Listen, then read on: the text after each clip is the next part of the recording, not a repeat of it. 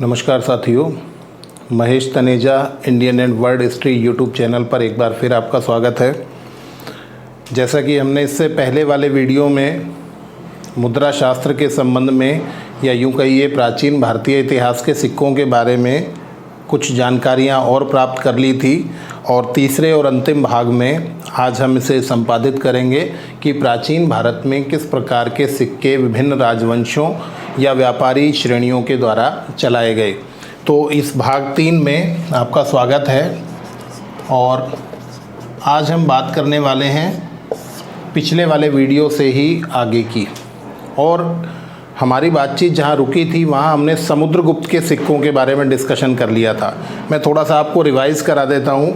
हमने आपको बताया कि मौर्य काल के जो सिक्के थे वहाँ पर सोने के सिक्के सुवर्ण और निश कहलाते थे, चांदी के सिक्के पण और कारशापण कहलाते थे और तांबे के सिक्के माशक और काकणी कहलाते थे। और वहाँ पर 3 अधिकारियों के नाम भी हमने देखे थे। लक्षणाध्यक्ष, सौवर्णिक की बात की थी हमने, रूपदर्शक की बात की थी।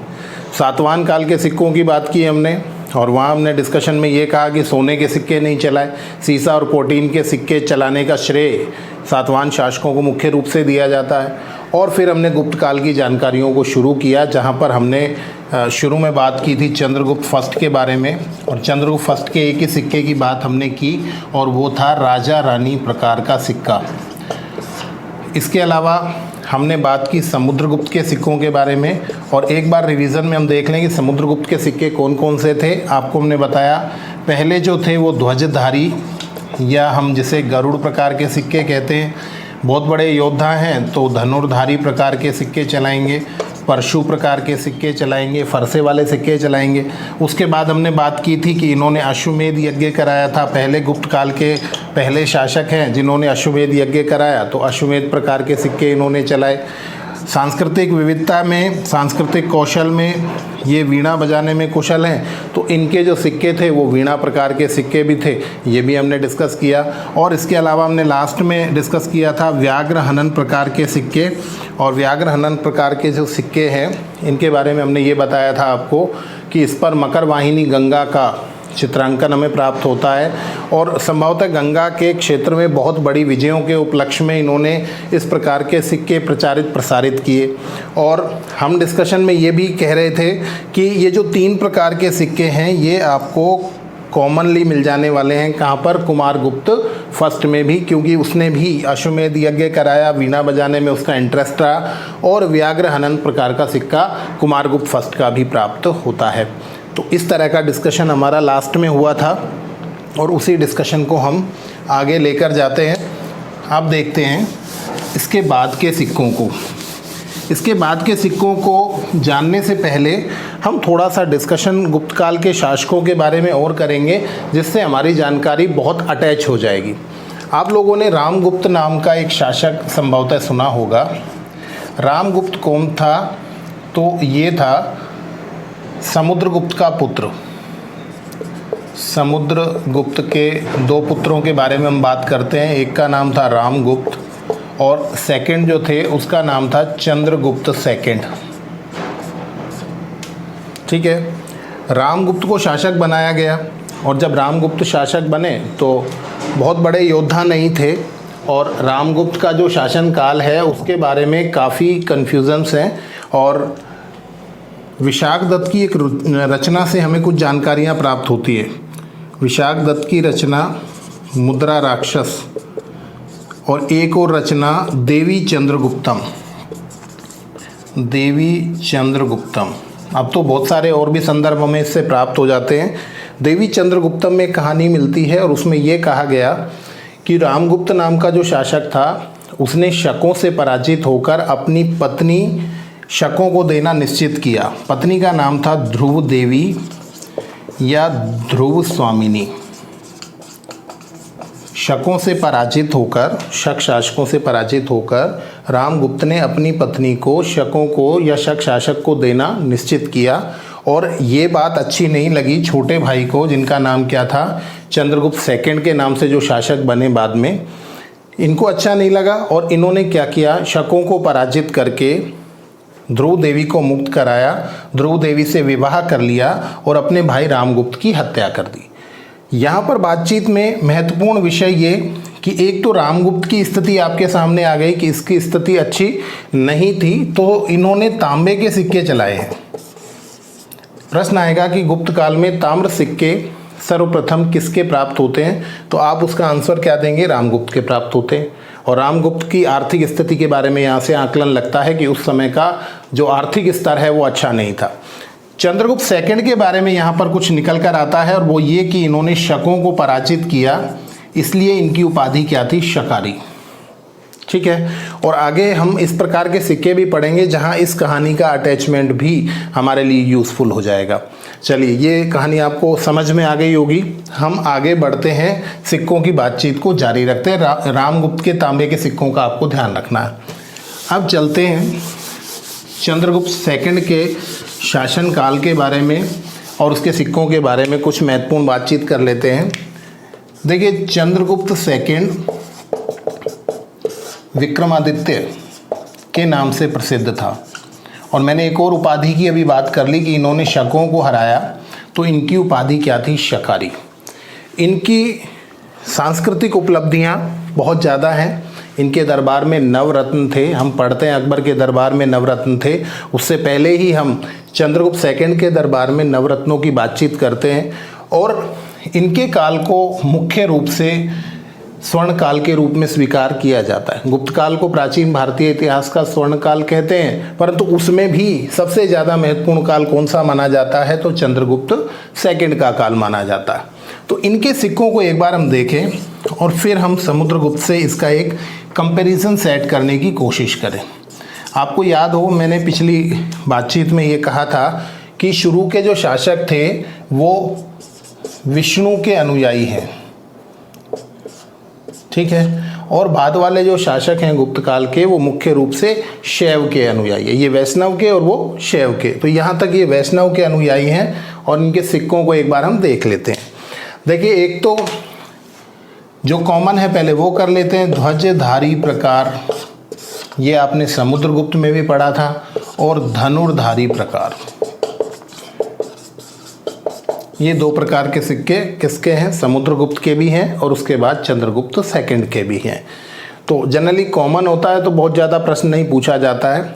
इसके बाद क्या हुआ, इसके बाद के सिक्के कौन से हैं, तो एक तो पर्यंक प्रकार के और पर्यंक राजा रानी प्रकार के।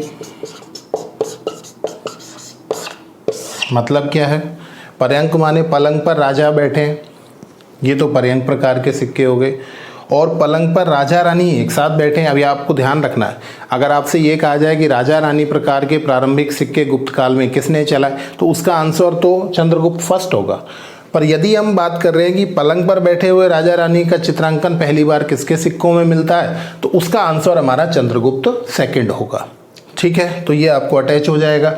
पर्यंक प्रकार, पर्यंक माने पलंग होता है, पलंग पर बैठे हुए अकेले चंद्रगुप्त सेकंड जो है विक्रमादित्य हैं उनका, और रानी के साथ उनका जो चित्रांकन है वो हमें यहाँ से प्राप्त हो जाता है।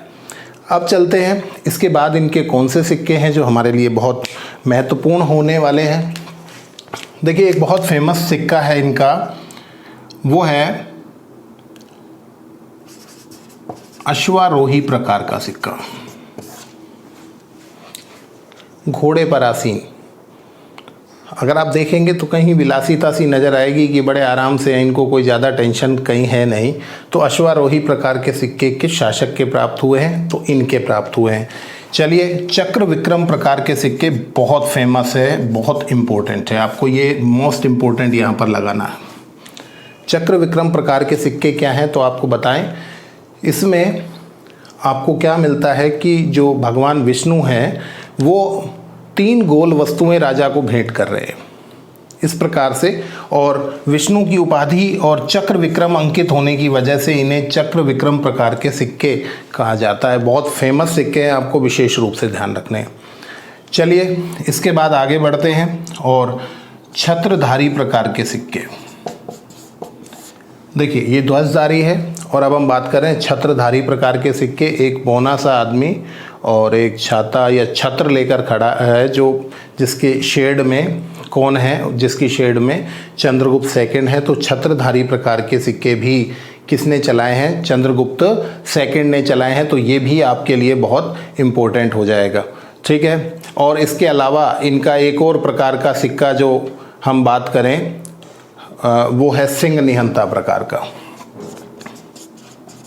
इसे भी आप इम्पोर्टेंट कर सकते हैं, बहुत इम्पोर्टेंट है ये।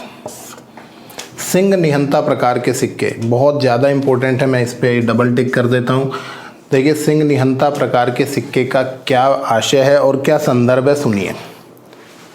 आपको ध्यान रखना है, चंद्रगुप्त सेकंड ने शकों को हराया और शक इस समय कहाँ पर थे? गुजरात में। और गुजरात विजय के उपलक्ष्य में जब इन्होंने गुजरात में शकों को हराया, तो आपको ध्यान रखना है गुजरात सिंहों के लिए प्रसिद्ध है, शेरों के लिए प्रसिद्ध है। और इस वजह से इन्होंने जो सिक्के चलाए वो सिंह निहंता प्रकार के। भाषा में हमको ये प्रश्न इस तरह से भी पूछ सकता है कि गुजरात विजय या शकों को पराजित करने के उपलक्ष्य में चंद्रगुप्त सेकंड ने जो सिक्के प्रसारित किए उन्हें किस नाम से जाना जाता? तो आपको ध्यान रखना किस नाम से जाना जाता है? सिंह निहंता प्रकार के सिक्के संचालित किए, प्रचारित किए, ठीक है। तो ये भी आपके लिए बहुत इंपॉर्टेंट होने वाला है। तो ये 8 प्रकार के सिक्के आपको ध्यान रखने हैं। मैंने बताया ये दोनों कॉमन है, इसमें कोई समस्या नहीं। चंद्रगुप्त सेकंड और समुद्रगुप्त के दोनों के कॉमन हैं। पर्यंक प्रकार के 2 तरह के हो गए। अश्वारोही प्रकार पहली बार। चक्र विक्रम सबसे ज़्यादा इंपॉर्टेंट है इनका, और छत्रधारी कोई ज़्यादा महत्व नहीं रखता। पर सिंह निहंता प्रकार के सिक्के किसने प्रचारित किए? तो आपको ध्यान रखना है किसने किए? चंद्रगुप्त सेकंड ने किए। यहाँ पर मैं एक और डिस्कशन आप लोगों से करना चाहता हूँ। देखिए, अगर आप गुप्त काल के शासकों को देखेंगे तो आपको चंद्रगुप्त फर्स्ट, इनका तो एक ही प्रकार का सिक्का है तो ज़्यादा डिस्कशन में नहीं आएगा। इसके बाद के 4 शासक रेगुलरली आप देखें। इसके बाद आए समुद्रगुप्त, रामगुप्त का कोई विशेष महत्व रहा नहीं, चंद्रगुप्त सेकंड, इसके बाद कुमारगुप्त और इसके बाद स्कंदगुप्त। यही क्रम है। आप लोग पढ़ेंगे तो और ज़्यादा डिटेल हो जाएगा, आपको याद हो जाएंगे। आपको ध्यान रखना है कि जिस तरह के कार्य ये व्यक्ति करेगा, मतलब समुद्रगुप्त करेगा, वैसे ही कार्य कुमारगुप्त करेगा। मतलब एक शासक छोड़कर, या फर्स्ट का थर्ड से जो संबंध है वही सेकंड का फोर्थ से।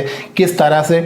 समुद्रगुप्त के जो सिक्के थे उनमें से 3 सिक्के कॉमनली आपको किसके मिलते हैं? कुमारगुप्त के मिलते हैं। और आपको ध्यान रखना है समुद्रगुप्त ने अश्वमेध कराया तो कुमारगुप्त ने भी अश्वमेध कराया। और यहाँ पर चंद्रगुप्त सेकंड और स्कंदगुप्त में क्या सिमिलरिटी है? ये दोनों शासक ऐसे थे जिन्होंने राजधानी परिवर्तन किया। राजधानी परिवर्तन का मतलब एक और राजधानी इन्होंने स्थापित की। जैसे चंद्रगुप्त सेकंड ने उज्जैन को अपनी राजधानी बनाया और स्कंदगुप्त ने अयोध्या को अपनी राजधानी बनाया। तो इन दोनों की सिमिलरिटी ये है कि ये राजधानी बदलेंगे, और इन दोनों की सिमिलरिटी ये है कि इनके सिक्के भी लगभग सेम सेम है। और उसके अलावा इन दोनों ने अश्वमेध यज्ञ भी करवाया था। तो ये एक अटैचमेंट आपको यहाँ से सेट कर लेना है। चलिए आगे बढ़ जाते हैं। चंद्रगुप्त सेकंड के बारे में आपको इतना ही ध्यान रखना है कि जिसके दरबार में नवरत्न है तो बड़े ऐशो आराम है, पलंग पर बैठे हैं आराम से और अश्वारोही वाले फ़ोटो खिंचवा रहे हैं, और बड़े अलग तरह के इनके सिक्के आपको यहाँ देखने को मिल जाते हैं। चलिए बात करते हैं इससे अगले शासक की, और वो जो अगले शासक है हमारे, उनका नाम है कुमारगुप्त फर्स्ट। कुमारगुप्त फर्स्ट के जो सिक्के हैं इनके बारे में ये कहा जाता है कि सबसे ज़्यादा प्रकार के सिक्के हमें किसके प्राप्त होते हैं? कुमारगुप्त फर्स्ट के प्राप्त होते हैं। यहाँ एक और डिस्कशन में ऐड करता हूँ। आपको ध्यान ये रखना है कि जो कुषाण शासक हैं उनके सिक्कों की कॉपी हैं ये सब। गुप्त काल के सिक्के किस वंश के सिक्कों से प्रभावित हैं? किस राजवंश के सिक्कों से प्रभावित हैं? तो आपको ध्यान रखना है किससे प्रभावित हैं ये? कुषाणों से। आप कहेंगे किस तरह से? जिस तरह से कुषाण काल के जो सिक्के हैं वहाँ पर आप देखते हैं कि यूनानी प्रभाव के कारण लंबे कोट राजा के, बड़े जूते, है ना, और बड़ा ही जिसको कहते हैं भव्य प्रदर्शन शासक का देखने को मिलता है। अर्धचंद्रक की वहाँ पर, चैत्य की भी वहाँ जानकारियाँ मिलती। तो वो कुषाण काल के सिक्कों का यहाँ डिट्टो मिलता है। अर्थात गुप्त काल के शासकों के जो सिक्के हैं उनमें भी राजा वही लंबा कोट पहने हुए, जूते पहने हुए, और बहुत सारी चीज़ें आपको यहाँ पर कॉमन देखने को मिलती है। ठीक है, जिसको कहते हैं कलात्मकता ज़्यादा है, सौंदर्य ज़्यादा स्थापित किया गया इन सिक्कों में, सौंदर्य को महत्व दिया गया। तो ये सब कहाँ से आया? तो ये कुषाण काल के सिक्कों से आया। तो आपको इस चीज़ को ज़रूर अटैच कर लेना है कि कुषाण काल के सिक्कों का गुप्त काल के सिक्कों पर प्रत्यक्ष प्रभाव था। चलिए अब बात करते हैं कुमारगुप्त फर्स्ट के बारे में। सबसे ज़्यादा सिक्के गुप्त काल के किस शासक के थे? तो कुमारगुप्त फर्स्ट के थे। कौन कौन से हैं? तो पहले तो मैं समुद्रगुप्त के 3 सिक्कों को चोरी कर लेता हूँ, अब कॉपी कर लेता हूँ। कौन कौन से थे? अश्वमेध प्रकार के, ठीक है। अब प्रश्न का वहाँ ध्यान रखना है, अगर वो कहता है कि अश्वमेध प्रकार के सिक्के सबसे पहले गुप्त काल में किसने चलाए, तो आंसर आपका क्या हो जाएगा? तो आंसर हो जाएगा आपका समुद्रगुप्त। और यदि ये कहता है किसने चलाए, तो अश्वमेध प्रकार के सिक्के आपके समुद्रगुप्त ने भी चलाए और कुमारगुप्त फर्स्ट ने भी चलाए। दूसरा वीणा प्रकार के सिक्के, ठीक है। अश्वमेध प्रकार के सिक्के, दूसरा वीणा प्रकार के सिक्के, और तीसरा हमने आपको बताया था व्याघ्र हनन प्रकार के सिक्के। व्याघ्र हनन का मतलब क्या है? वही बाघ को मारते हुए वही मकर वाहिनी गंगा का चित्रांकन हमें यहाँ से प्राप्त होता है। तो ये 3 तो कॉमन हो गए। इसके बाद खड़ग प्रकार के सिक्के, तो इनको भी सीक्वेंस में लाने की कोशिश करनी है आपको। धनुर्धारी प्लस परशु हैं तो पहले वाले होंगे समुद्रगुप्त होंगे। केवल धनुर्धारी हैं तो कौन होंगे? चंद्रगुप्त सेकंड होंगे। फिर उसके बाद कौन आ गया? यहाँ पर खड़ग प्रकार के हैं, कुमारगुप्त फर्स्ट हैं, उनके सिक्के किस प्रकार के? तो खड़ग प्रकार के सिक्के होंगे। चलिए 5वें प्रकार के सिक्के बहुत फेमस, जिसे मयूर प्रकार के या कार्तिकेय प्रकार के सिक्के कहा जाता है। ये आपका मोस्ट इम्पोर्टेंट, डबल क्लिक कर लेते हैं इसको। अब देखिए ये क्या है, मैंने आपको बताया था कि जो प्रारंभिक शासक हैं वो तो विष्णु को मानते हैं, वैष्णव हैं, परंतु कुमारगुप्त और स्कंदगुप्त, देखिए कुमार का मतलब ही कार्तिकेय होता है। आपको ये टेक्निकली ध्यान रखना है, कुमार का मतलब ही कार्तिकेय होता है, ठीक है। और स्कंद का मतलब भी कार्तिकेय होता है। तो इसका मतलब कार्तिकेय से अटैचमेंट है। कार्तिकेय के पिता कौन है? शिव है, तो इसका मतलब ये शिव को मानेंगे। तो ये कौन है? ये शैव है। और जब कुमार गुप्त के नाम में ही कुमार है, कार्तिकेय है, तो ये किस प्रकार के सिक्के चलाएंगे? ये कार्तिकेय या मयूर प्रकार के सिक्के संचालित करेंगे। और आपको ध्यान रखना है, इन्होंने गरुड़ के स्थान पर मयूर को अपना राजकीय चिन्ह बना दिया। गुप्त काल में गरुड़ के स्थान पर मयूर को अपना राजकीय चिन्ह किसने बनाया? तो इसका आंसर कौन सा शासक होगा? तो कुमारगुप्त फर्स्ट होगा। तो कोई दिक्कत नहीं, 3 ये हो गए खड़ग प्रकार के, मयूर या कार्तिकेय प्रकार के। और महत्वपूर्ण सिक्कों की बात करें तो एक और गजारोही प्रकार के। गजारोही प्रकार के का मतलब क्या हुआ? गज पर आरोहण कर रखा है इन्होंने, हाथी पर बैठे हैं, इसका चित्रांकन आपको मिलता है। यहाँ एक बहुत इंटरेस्टिंग फैक्ट आपको ऐड करा रहा हूँ मैं, उसका आपको ध्यान रखना है। कुमारगुप्त फर्स्ट वो गुप्त काल का वो शासक है जिसके अभिलेख बंगाल तक मिलते हैं। सुने इसको ध्यान से और समझने का प्रयास करें। कुमारगुप्त फर्स्ट के जो अभिलेख हैं वो कहाँ तक मिलते हैं? बंगाल तक मिलते हैं। वहाँ पर आपको दामोदरपुर व ग्राम इस तरह के अभिलेख प्राप्त होते हैं। अब आपके अभिलेख बंगाल तक है तो इसका मतलब आप बंगाल के क्षेत्र पर भी कब्जा करके बैठ गए। और आपको ध्यान रखना है कि भारत में जो हाथी हैं वो मुख्य रूप से कहाँ हैं? वो बंगाल में है, वो बिहार में है, वो असम में है, वो उड़ीसा में है। और इस क्षेत्र में पहली बार यदि कोई पलायन कर रहा है, वहाँ जब पहुँच रहा है, तो वो कौन है? कुमारगुप्त फर्स्ट है। भाई वहाँ अभिलेख मिलने का मतलब है कि वो आपके शासन क्षेत्र में है और हाथी वहीं मिलते हैं। तो आपको ध्यान रखना है, हाथी पर आरोहण का चिन्ह इस बात का प्रतीक है कि इन्होंने बंगाल के और उसके सराउंडिंग एरियाज़ पर अपना कब्जा कर लिया, उसको कैप्चर कर लिया, ठीक है। तो गजारोही प्रकार के सिक्के किसके हैं? बहुत टेक्निकल क्वेश्चन हो सकता है हमारे लिए ये, तो हम इसको भी अच्छे से समझ पाएंगे कि गजारोही प्रकार के सिक्के किसने चलाए? तो कुमारगुप्त फर्स्ट ने चलाए, ठीक है। तो मुझे लगता है ये आपके लिए आसान हो गया होगा। सबसे ज़्यादा सिक्के किसने चलाए? और अश्वमेध, वीणा, व्याघ्र हनन ये समुद्रगुप्त से कॉमन है। अगर एग्ज़ाम में नेट में इस तरह के क्वेश्चन पूछे जाते हैं किस किस ने वीणा प्रकार के सिक्के चलाए, तो फिर वो हम एक समुद्रगुप्त पे ही जाकर ज़्यादातर लोग स्थापित हो जाते हैं। तो आपको ध्यान रखना है कुमारगुप्त फर्स्ट ने भी ये तीनों प्रकार के सिक्के चलाए हैं। और मयूर को राजकीय चिन्ह बनाना, कार्तिकेय प्रकार के सिक्के, ये हमारे लिए बहुत इम्पोर्टेंट होगा। चलिए, मुझे लगता है ये भी आपको आ गया होगा कि किस तरह से हमें इसे एडजस्ट करना, कंपेयर करना। अब बात कर लेते हैं गुप्त काल के अंतिम महत्वपूर्ण शासक की, जिनका नाम था स्कंदगुप्त। स्कंद का मतलब वही कार्तिकेय। और आपको बता दें, यहाँ पर भी शैव प्रभाव निश्चित रूप से आपको देखने को मिलेगा। और जब आपको शैव प्रभाव देखने को मिलेगा तो यहाँ पर मुख्य रूप से क्या होगा, तो आपको ध्यान रखना है नंदी प्रकार के या वृषभ प्रकार के सिक्के चलाए।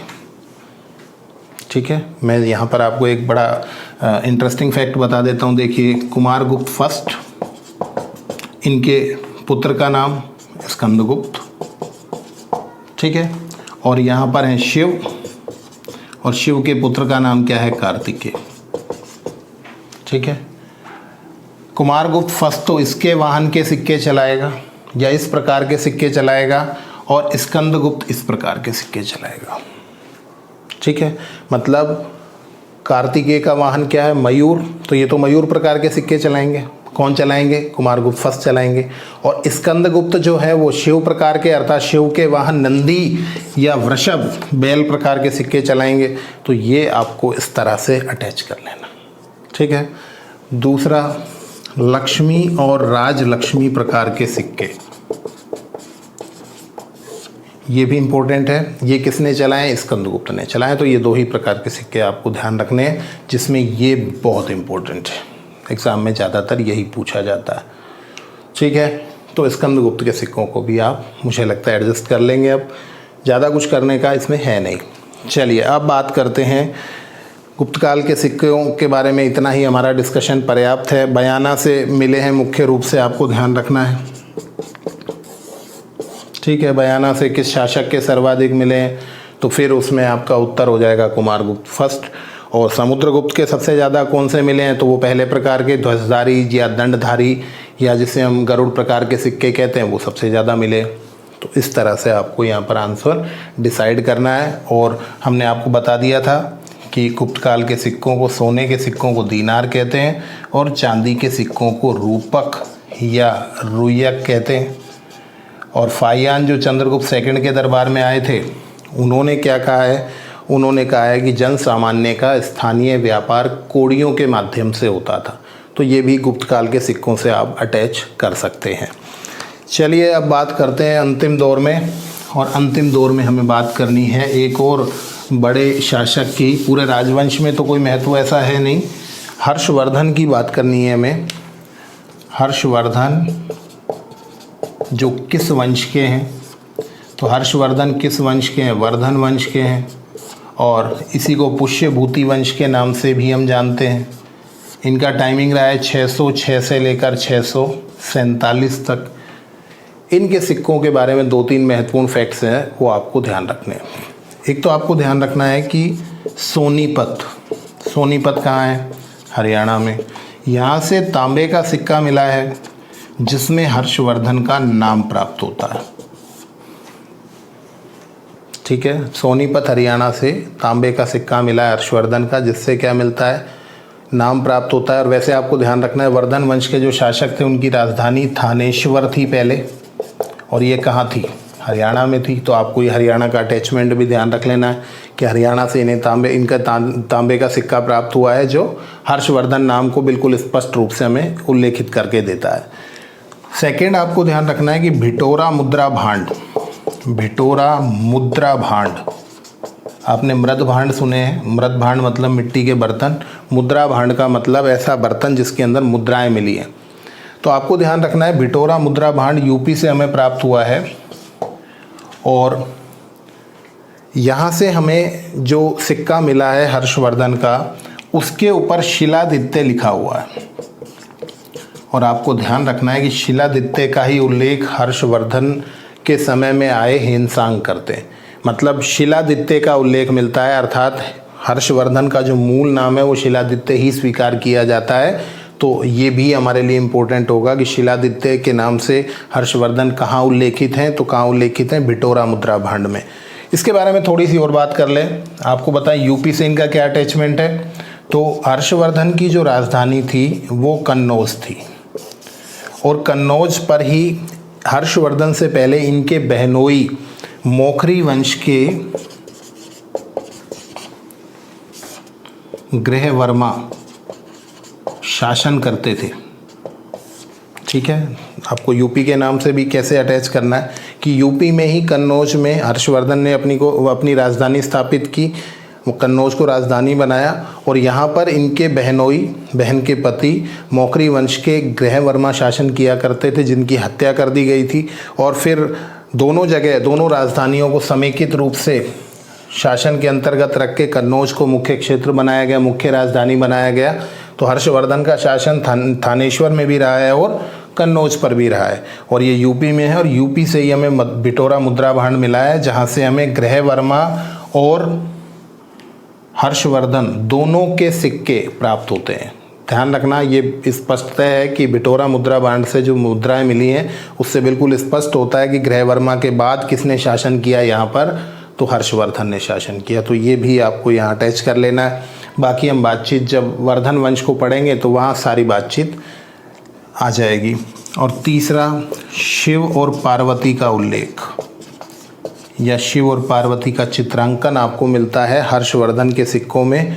और यहाँ आपको बहुत महत्वपूर्ण तरीके से इस बात को समझना है कि जो हर्षवर्धन है वो प्रारंभिक तौर पर शैव थे।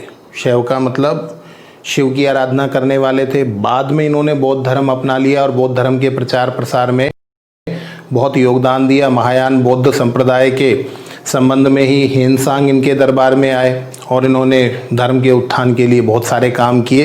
पर प्रारंभिक तौर पर हर्षवर्धन शैव थे और उनके सिक्कों पर हमें शिव और पार्वती का चित्रांकन देखने को मिलता है। तो ये भी हमारे लिए महत्वपूर्ण हो जाने वाला है। ठीक है, तो ये हर्षवर्धन के बारे में हमारी जानकारी हो गई। और एक मोटे तौर पर हम ये कहें कि हमने प्राचीन भारतीय इतिहास के विभिन्न आवश्यक राजवंशों के सिक्कों के बारे में जानकारियाँ प्राप्त कर ली। आप जुड़े रहिए और लगातार लाभ उठाते रहिए Mahesh Taneja Indian and world history YouTube channel से, और अपनी जानकारियों को अपडेट करते रहिए। बहुत बहुत धन्यवाद।